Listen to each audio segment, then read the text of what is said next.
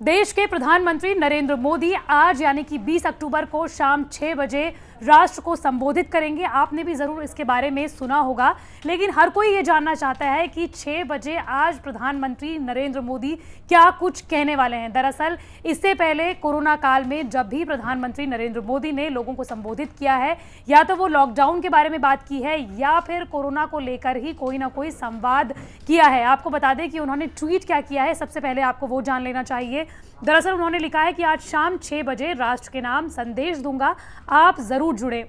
और उन्होंने ये जो ट्वीट किया है वो हिंदी और इंग्लिश दोनों में किया है। लेकिन साथ ही आपको ये बता दें कि हर कोई इस वक्त ये जानना चाहता है कि प्रधानमंत्री नरेंद्र मोदी कोरोना काल में क्या कुछ कहने वाले हैं। दरअसल सबसे बड़ी कयास ये लगाई जा रही है कि इस वक्त प्रधानमंत्री नरेंद्र मोदी कोरोना काल में लोगों को जो संबोधन देने वाले हैं वो कोरोना को लेकर ही होने वाला है, क्योंकि इससे पहले भी कल यानी कि 19 अक्टूबर को जब बिल गेट्स के कार्यक्रम में प्रधानमंत्री नरेंद्र मोदी ने संवाद दिया था, उस वक्त जो भाषण दिया था उस वक्त भी उन्होंने कोरोना को लेकर ही बात की थी। उन्होंने बिल गेट्स के कार्यक्रम में ये कहा था कि 60% वैक्सीन का उत्पादन, दवाइयों का उत्पादन भारत ही पूरे विश्व को करता है और ऐसे में कोरोना काल में भारत की अहम भूमिका होने वाली है।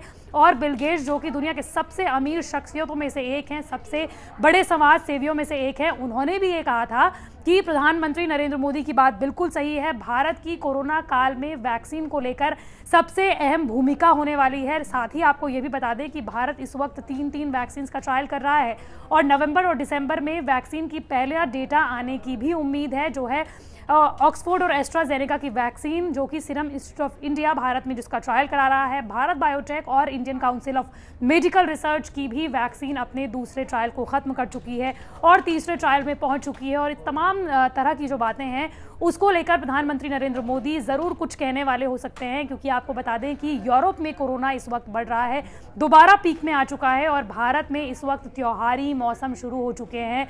कोरोना काल में जहां एक तरफ बंगाल है जहां पर दुर्गा पूजा बहुत ज़ोरों शोरों से मनाई जाती रही है, लेकिन इस बार फीकी पड़ी हुई है।